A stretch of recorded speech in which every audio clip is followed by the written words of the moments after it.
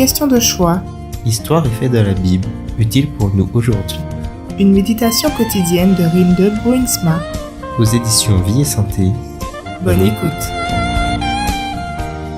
La lecture d'accompagnement pour le texte du jour se trouve dans Esdras, les chapitres 4 à 6.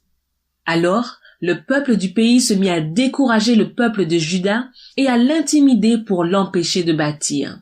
Ils payèrent des conseillers contre eux pour faire échouer leurs projets pendant les jours de Cyrus, roi de Perse, et jusqu'au règne de Darius, roi de Perse. Esdras, chapitre 4, versets 4 et 5.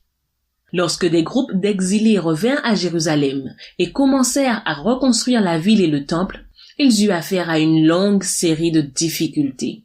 Le pays qu'ils avaient quitté quelques générations plus tôt n'était pas resté inhabité, et une forte opposition se produisit de la part des nouveaux résidents.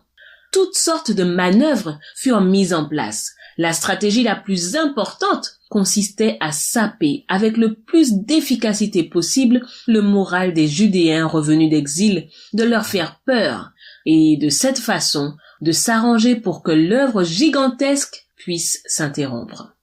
Aujourd'hui encore, certaines techniques sont restées courantes. Dans un conflit armé, il est important de briser le moral de l'ennemi. Mais cela s'applique aussi à un conflit spirituel. Les ennemis du peuple de Dieu font encore et toujours de leur mieux pour amener les chrétiens à perdre courage et à ne plus croire qu'ils peuvent mener à bien leur mission.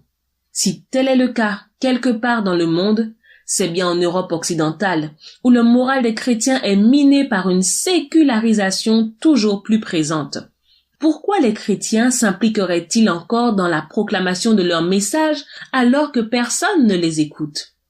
Le récit des exilés rentrant au pays peut nous donner courage.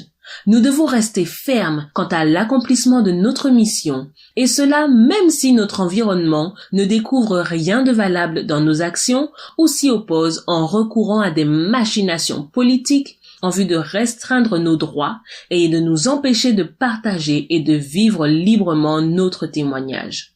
Le temple de Jérusalem fut reconstruit et put être consacré 25 ans après le retour des exilés. Avec Dieu à nos côtés, nous pouvons être sûrs du succès final.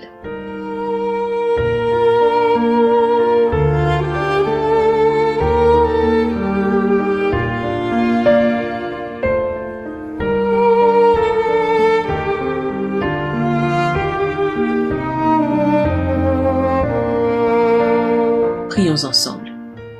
Seigneur, ne permets pas que je perde courage quand je constate les difficultés que l'Église éprouve souvent dans ce monde.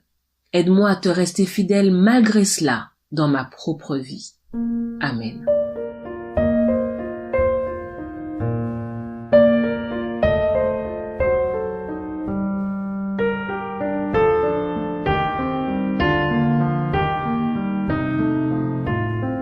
À bientôt, cher ami.